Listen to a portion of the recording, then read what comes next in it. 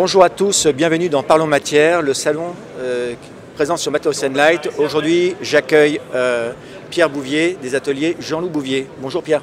Bonsoir. Alors, présentez-nous les ateliers Jean-Loup Bouvier. Alors, pour vous présenter brièvement les ateliers Jean-Loup Bouvier. Les ateliers Jean-Loup Bouvier sont des ateliers qui ont été fondés par mon père, donc je représente la deuxième génération.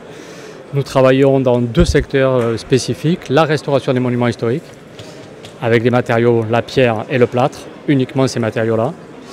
Et nous avons un secteur que nous avons toujours entretenu et qui se développe de plus en plus autour de la décoration avec ces matériaux traditionnels.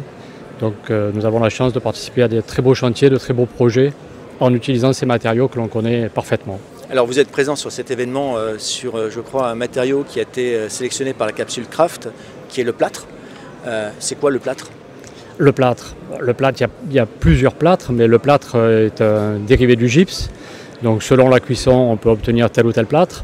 Nous utilisons le plâtre notamment dans la sculpture, en sculptant des plaques de plâtre, ou par le moulage. La plupart du temps, le plâtre est utilisé en moulage. Donc c'est tout un processus de fabrication où la plupart du temps, on fabrique des éléments en terre ou avec divers matériaux que l'on va mouler et ensuite reproduire. Et nous, spécifiquement dans l'atelier, comme nous avons beaucoup de sculpteurs, de par notre activité monument historique, très souvent, on utilise le plâtre de façon unique, c'est-à-dire que l'on fait des pièces uniques et on utilise le plâtre de façon subliminale, pour ainsi dire. On essaye toujours d'en sortir le meilleur. C'est un matériau magique, le plâtre. Alors, le matériau magique, je crois qu'il se moule, enfin, comment il se travaille comment ? Alors, le plâtre, on peut l'utiliser blanc, tel qu'il est quand il sort de carrière, il nous est livré en sac, on le mélange avec de l'eau et on moule avec le plâtre. Nous, ce qui nous intéresse avec le plâtre, c'est d'imiter les matériaux, par exemple, ou de le travailler de façon de plus en plus mécanique, de plus en plus fine, de plus en plus transparente, délicate. Mais en ce moment, la grande période, c'est l'imitation, ce qui a toujours existé. Le plâtre a toujours servi à imiter les matériaux de tout temps et à se mélanger avec divers agrégats. Et en ce moment, particulièrement, on revient sur des imitations de tissus, de bois, de choses, parce que ça permet beaucoup de technicité à travers l'utilisation et la légèreté du matériau. D'accord, donc le matériau se travaille par modelage, va se travailler par taille, il va se travailler avec des finitions spécifiques. Donc absolument, il va se travailler un travail de faussaire en fin de compte. Exactement, c'est le matériau le plus simple pour être faussaire. On peut imiter à peu près tout ce que l'on veut avec le plâtre, sauf le diamant ou l'argent. On ne sait pas faire de billets avec le plâtre, mais pour autant, pour tous les autres matériaux, on arrive à les imiter. Et dans le contemporain en ce moment, nous on travaille sur des très gros projets en décoration. On a la chance d'avoir rencontré des architectes qui nous amènent dans des résidences privilégiées, très luxueuses. Et le gros avantage du plâtre, c'est que ça permet beaucoup de mécanique, beaucoup de technique. On fait passer de la clim, on est coupe-feu de fait. Donc ça permet de faire des choses assez extraordinaires et tout en pensant que c'est de la brique ou que c'est du bois ou que c'est autre chose. Et à l'intérieur, c'est vide et il y a de l'air pulsé, il y a tout ce que l'on veut. D'accord, c'est-à-dire que le plâtre est assez stable, enfin complètement stable. Parfaitement stable et coupe-feu. Et coupe-feu. Par rapport à l'eau, donc on a besoin d'eau pour le travailler, je suppose à un moment donné. Alors par rapport à l'eau, tant que c'est dans des zones comme des piscines où l'air est traité, on peut l'utiliser.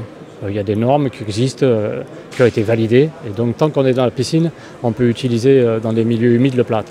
Le seul endroit où ça ne marche pas, c'est vraiment dans le hammam, où là on va pousser avec de la vapeur de façon exceptionnelle, donc là on ne peut pas utiliser du plâtre. D'accord. Et en fin ultime, le plâtre, c'est un matériau complètement réversible quand il retourne dans la nature, c'est quoi son impact ? En réversibilité, nous on n'a pas trop travaillé là-dessus, mais je pense que les grands producteurs français travaillent un petit peu sur sa réutilisation. D'abord le plâtre, tout le monde le connaît à travers le placo, nous c'est pas du tout notre métier, mais pour autant c'est un matériau qui est sans doute un des matériaux les plus utilisés actuellement et dont je ne sais uniquement par la lecture que les bilans carbone sont plutôt très positifs parce que le mode de fabrication, le mode de transport, l'utilisation fait que c'est un matériau qui est plutôt en vogue. Oui, c'est un matériau, je veux dire, qui même s'il est rejeté dans la nature, par définition, il ne perturbe pas le système. Il ne va pas se reformer non plus sous forme de gypse, je ne pense pas, mais pour autant... il ne va pas créer une perturbation. Il n'est pas très polluant. Votre actualité ?